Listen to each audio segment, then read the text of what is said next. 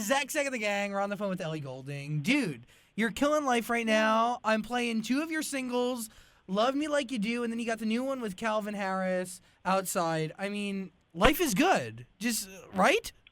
Life is good because I've got these 2 songs out and I haven't even got an album out, so I probably should get that up and running at some point.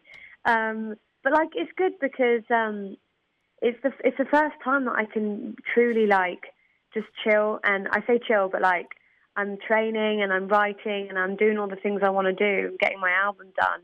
But then I've also got this music which is taking me into a different place. You know, Love Me Like You Do has just been like insane.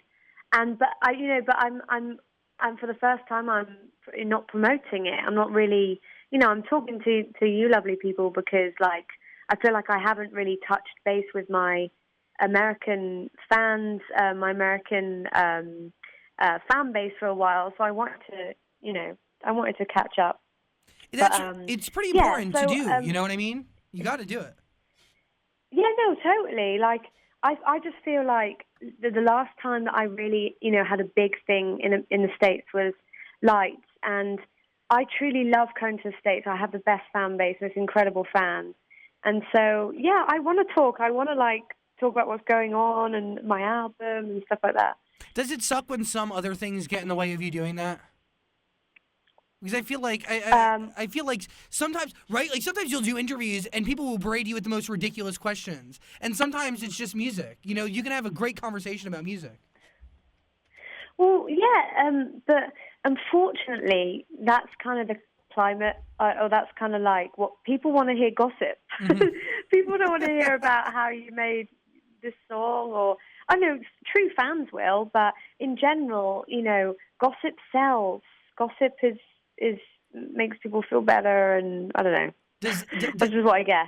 Does that gossip make it harder for you to create? Because I feel like you're right. At the end of the day, the world forgets that the songs that we're playing on the radio that are from you, Love Me Like You Do, they're art. These are stories. These songs are pieces of you at the end of the day. Yeah. You know, there's so much more than a tabloid. I feel like, yeah. I mean, I write my songs in a very specific way. Like, even if they're about someone, it will never be like, ooh, that's about that, you know, like it would never be, it's never like shade or burn or any of that kind of stuff.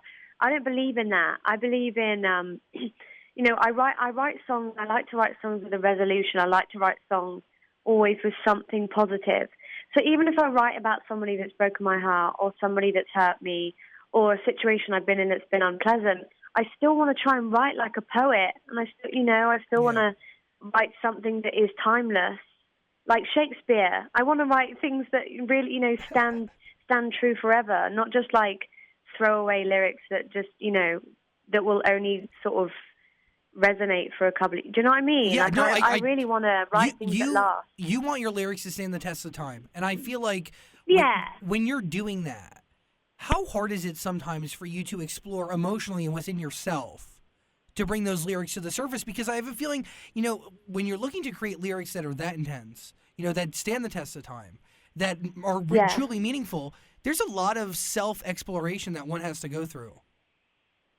Yeah, I mean, like I do tend to write my songs about things that have really happened to me and things that have happened to my friends. And this next album is a real, like, example of that. And it's one of those things where I'm not particularly overly confident person. I can be very insecure and I can be very shy, and you know, performing on TV and things like that is a huge deal for me, because it's like I'm saying these lyrics on TV, and it's a very personal place.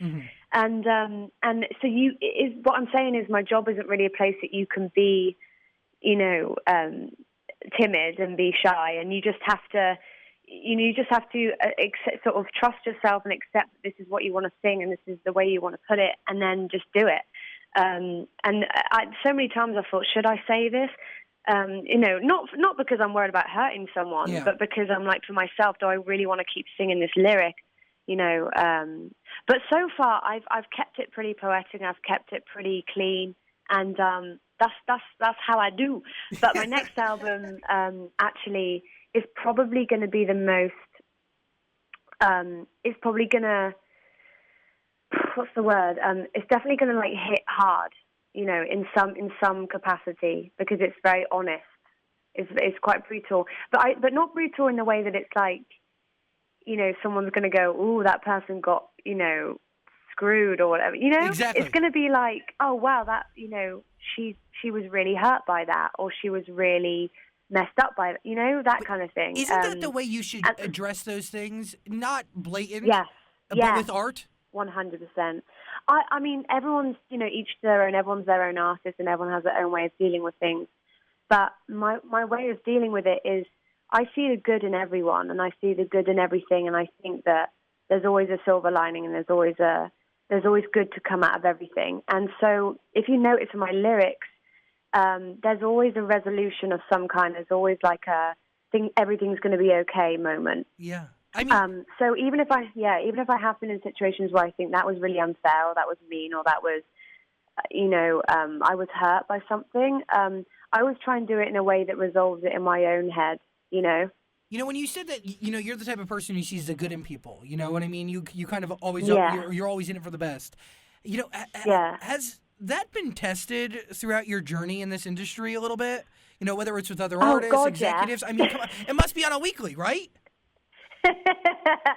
Oh, I mean, I'm tested all the time by life. I'm tested all the time. I feel like I'm in such a good position with my music that I've got to have those things thrown at me. I've got to have that stuff coming my way. And it does happen all the time. And whether it be like a health thing or a friendship thing or a relationship thing or a family thing, I have family stuff all the time that I have to deal with.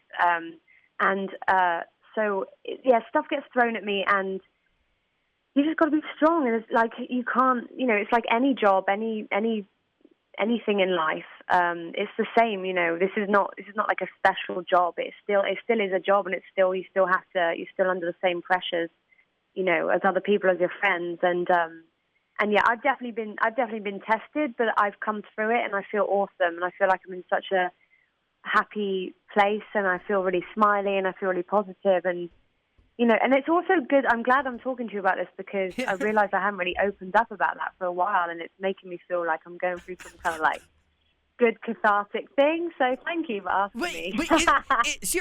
Honestly, I mean, I go through my own, our own trials and tribulations. I don't know. I mean, we have a pretty big radio show. I mean, we're on a ton of different radio stations, and I feel the same thing. I mean, sometimes it's like, honestly, whether it's from friends or family, and or it's just the industry, straight up bullshit that you need to kind of block off when it's time for you to create, because it's very hard to be the Ellie Goulding that you want to be and that the world wants you to be when you have all of that other crap in the background, In the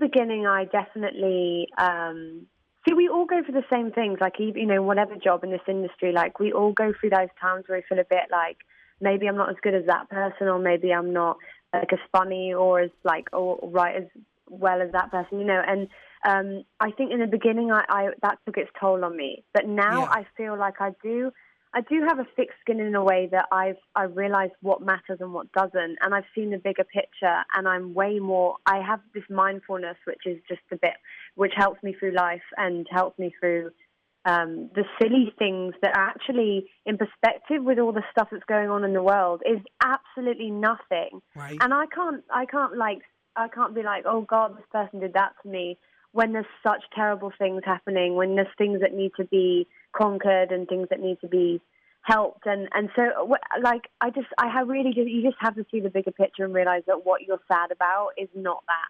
It's always not that bad. From interviewing people for as long as I have, the one thing I learned from people, like the guy who created Twitter, Biz Stone, the guy's a genius, right? And when I was talking to him, and we were talking about, along the same lines of what we're talking about now, and, he said, long view.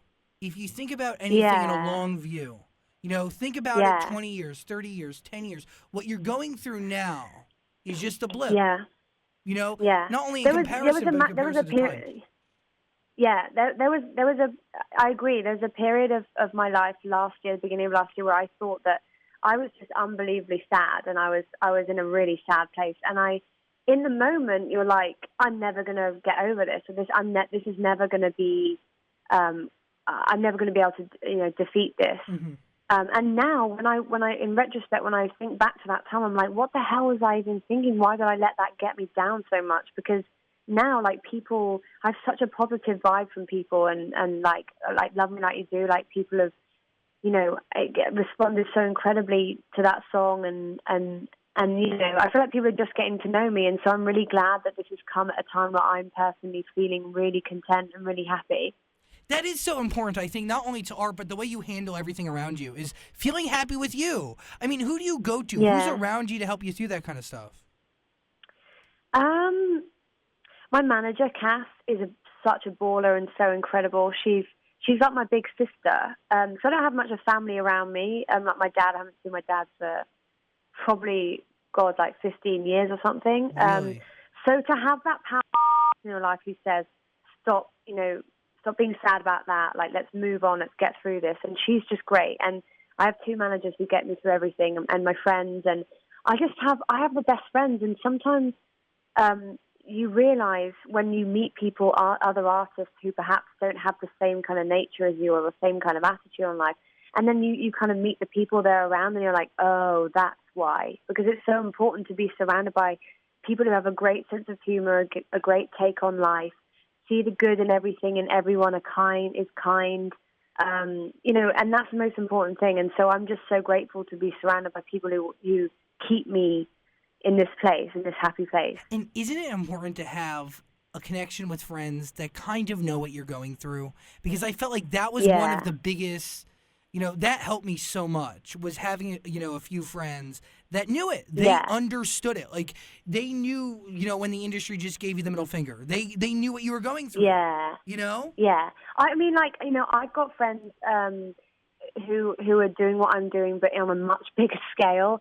And it only just takes, I just have to say one thing and they get it.